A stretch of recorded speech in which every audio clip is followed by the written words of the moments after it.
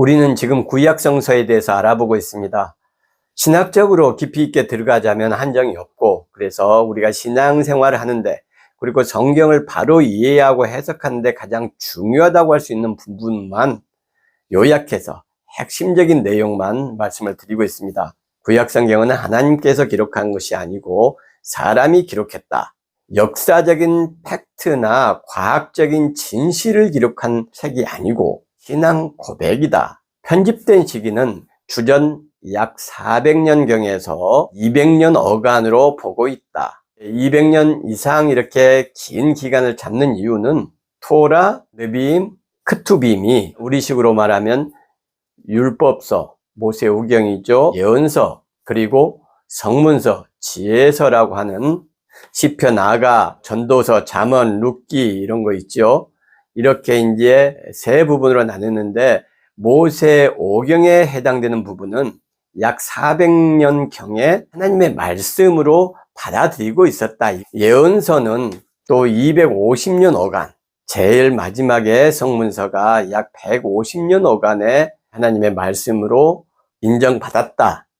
한 200년 정도 기간 동안에 구약 성경의 편집이 완성이 되었다. 이제 이렇게 볼 수 있는 거예요. 이스라엘은 바벨론에 패망을 했습니다. 그리고 페르시아에 바벨론이 다시 패망을 했고, 고레스 왕에 의해서 이스라엘로 돌아오죠. 이 사람들은 질문할 수밖에 없었어요. 하나님의 백성인 우리가 왜 이렇게 되었는가? 기도와 깨달음을 통해서 그들이 생각했던 것은 하나님의 말씀에 순종하지 않았다라고 결론을 내리게 됩니다. 그러한 그들의 인식이 구약 성경 편집 과정에 큰 영향력을 끼치게 되죠. 율법서에는 우리가 누구인가, 하나님의 백성이라는 정체성, 우리의 하나님, 그리고 우리는 하나님의 백성, 이 정체성에 대한 내용이 모세오경에 집중적으로 다루고 있습니다.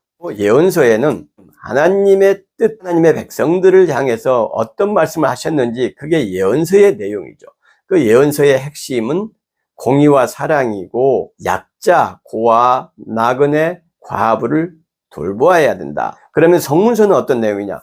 슬픔과 고통이 우리 인생에는 있다. 왜 이런 고통과 아픔을 당해야 되는지 알 수 없지만 그 모든 슬픔과 고통의 뒤에는 하나님의 은혜와 자비하심이 있다. 믿음으로 선한 길을 찾아서 인내하다 보면 룻과 같이 좋은 결과가 나오고 다니엘처럼, 욥처럼 하나님의 축복의 주인공들이 될 수 있다. 그러니 그 어려움과 고통을 믿음으로 잘 이겨내야 된다. 이게 성문서의 핵심적인 내용입니다. 이 내용을 모르고 구약 성경을 읽는 분들이 대부분입니다. 역사적 배경을 갖춘 문서다. 그것을 참고해서 해석하고 수용해야 하나님의 말씀을 온전하고 바르게 적용할 수가 있는 것이죠. 그 당시의 역사적 배경과 상황이 중요했다면 지금의 역사적 배경과 상황도 정말 중요한 겁니다. 그래서 적절한 해석이 필요한 것이죠. 이렇게 신학적인 이야기를 계속하는 것이 저에게 합당하고 옳은 일인가 이런 생각을 좀 해봅니다. 구약신학을 전공한 분들, 성서신학을 전공한 분들, 또 역사신학을 전공한 분들, 조직신학을 전공한 분들이 많이 있죠. 좋은 학교에서 열심히 성실하게 연구하시고 박사학위를 받은 분들도 많이 있죠. 신학적인 이야기를 하면은 그분들이 더 잘할 수도 있고 더 많은 것을 알 수 있을 겁니다. 그래서 아주 중요한 내용들을 대충 다루었기 때문에 이제 성경 본문을 자꾸 이야기하는 게 좋지 않을까 하는 생각을 하게 됩니다. 우리가 멀리 해야 될 목회자나 교회, 설교도 마찬가지입니다. 그 목회자죠. 그런 것에 대해서 좀 말씀드리고 싶어요. 설교는 진리가 아닙니다. 목사의 설교는 진리인 성경, 하나님의 말씀에 대한 해석이지 진리가 아니에요. 이걸 기억하셔야 됩니다. 그러니 성경 본문만 읽고 믿음이란 이런 것입니다. 신앙이란 이런 것입니다. 구원이란 이런 것입니다. 이렇게 접근하고 설교하는 분들을 저는 가까이 하지 않으면 좋겠다. 이렇게 말씀을 드립니다. 그건 성경이 아니에요. 그 목회자의 신앙의 색깔과 믿음의 결이 담긴 그런 신앙적인 조언이고 교훈이고 충고일 뿐이죠. 당연히 오류가 있죠. 오류를 줄일 수 있는 방법은 무엇이냐? 성경 본문이 말씀하게 하는 겁니다. 바르고 온전한 신앙보다 더 수준 높고 업그레이드된 신앙을 살아내고 싶으시면 그런 분들을 멀리해야 됩니다.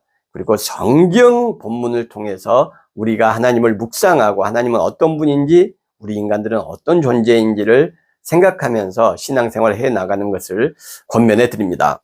교리에 대해서 집중하는 분들의 설교도 멀리하시기 바랍니다. 교리는 역사적인 배경이 있는 것이고 종교적, 정치적인 투쟁의 산물이에요. 교리는 진리가 아닙니다. 하나님의 말씀인 성경이 진리입니다. 위대한 신학자들도 인간이었고 병들었고 아팠고 질투했고 분노했고 죽었습니다. 그분들의 말은 진리가 아니에요. 정말 이걸 마음 깊이 새겨야 됩니다. 교리를 자꾸 강조하는 교회나 목회자를 여러분 멀리 하셔야 됩니다. 떠나야 됩니다. 교리라는 건 뭡니까? 칼빈주의까지 포함을 해서 500년 전의 사유 방식이고 하나님에 대한 인식이고 성경에 대한 해석이고 탐구인 겁니다. 500년 전에, 그러니 진리일 수가 없죠.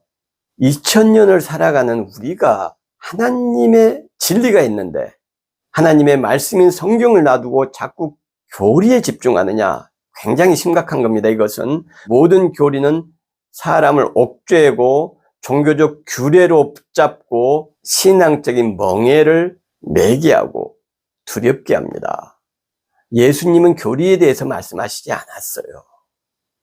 오히려 율법과 교리를 사람 중심으로 다시 해석하셨습니다. 그 말씀을 살아내셨고요. 사람을 목적으로 당신이 수단이 되셨습니다. 이것을 제발 생각하셔야 됩니다. 교리에 집중한 목회자들 중에서 제대로 된 목회자와 신학자를 단 한 사람도 보지 못했습니다. 교리가 독약이다 이런 말씀이 아니에요. 그러나 생명의 말씀인 성경에 집중하는 것이 목회자의 당연한 자세고 성도들도 그렇지 않은 목회자들을 멀리해야 된다.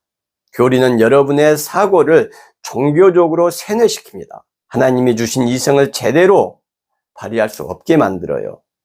제가 교리에 대해서 모르기 때문 아닙니다.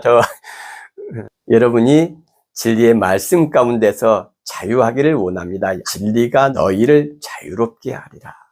내가 주는 멍에는 가볍고 쉽다. 바리새인들, 그 교리주의자들에게 독사의 새끼들아, 이렇게 말씀하셨어요. 여러분, 성경을 폭넓게 깊이 있게 잘 묵상하시면서 우리가 신앙생활을 해야 됩니다. 또 이런 교회와 목사들을 멀리 하셔야 됩니다. 성공을 자꾸 이야기하는 분들, 출세를 이야기하는 분들, 11조와 예배를 너무나 강조하는 분들, 이런 분들 멀리 하십시오. 복음서에 예수께서 예배를 강조하셨습니까? 11조 강조하셨나요? 잘 먹고 잘 사는 것을 강조하셨나요? 그게 복이라고 하셨나요? 그렇지 않아요. 예수님만큼 하나님의 뜻에 합당한 삶을 사신 분은 없습니다. 그런데 그 예수님은 섬김과 희생과 봉사의 삶을 사셨어요. 사람이 중요하다는 것을 몸소 보이셨어요. 사람은 그 무엇보다 중요합니다. 율법보다 중요하고요. 교회 예전보다 중요하고요. 설교나 예배보다 중요하고요. 11조나 안식일보다 사람이 중요합니다. 그게 하나님의 뜻이고 그 뜻을 살아내신 분이 예수님이에요. 새벽 예배나 무슨 11조나 교회에 대한 충성과 봉사나 이런 것을 너무 강조하는 것은 사람을 수단화하는 것이고 그것은 반성경적인 것입니다. 그래서 그런 목사의 설교나 동영상을 멀리하라고 말씀을 드리는 거예요.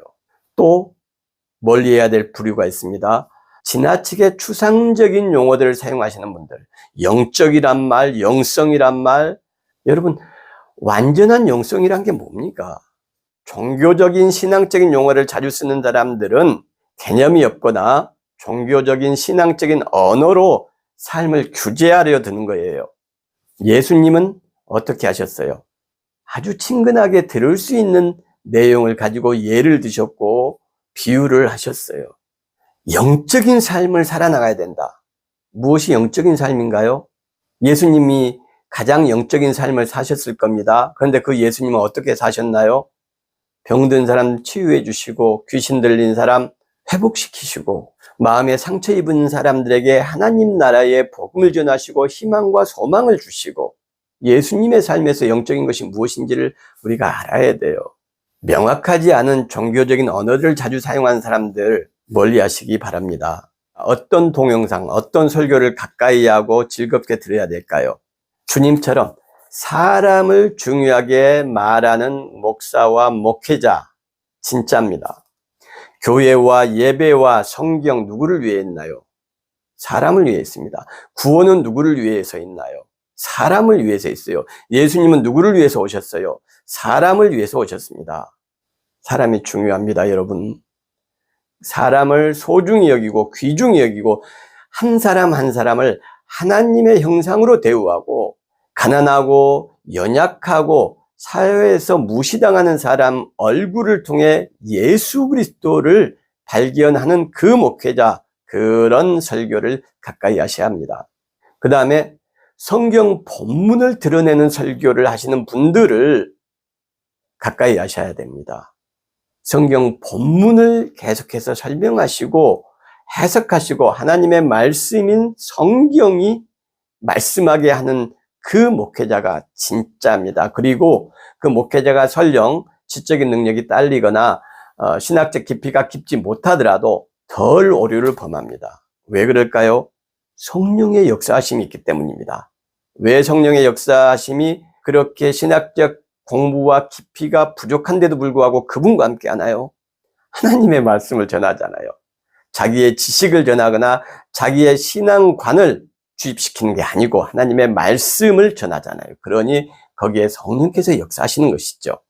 다음에 사람을 중요시 여긴 것과 마찬가지입니다. 성공과 출세를 이야기하기보다는 어려운 이웃과 사회에 대한 배려, 관심, 나눔, 돌봄, 그것이 곧 신앙이다. 그것이 기독교인의 삶의 자세다. 그리고 그렇게 사신 분이 예수 그리스도시고 그 예수 그리스도가 달리신 십자가가 우리 눈앞에 있고 상징적으로 매달려 있다는 것. 곧 타인을 위해서 존재하는 것이 교회이고 타인을 위해서 존재해야 되는 것이 기독교입니다. 여러분, 이런 목회자를 가까이 하시기를 간절히 바랍니다.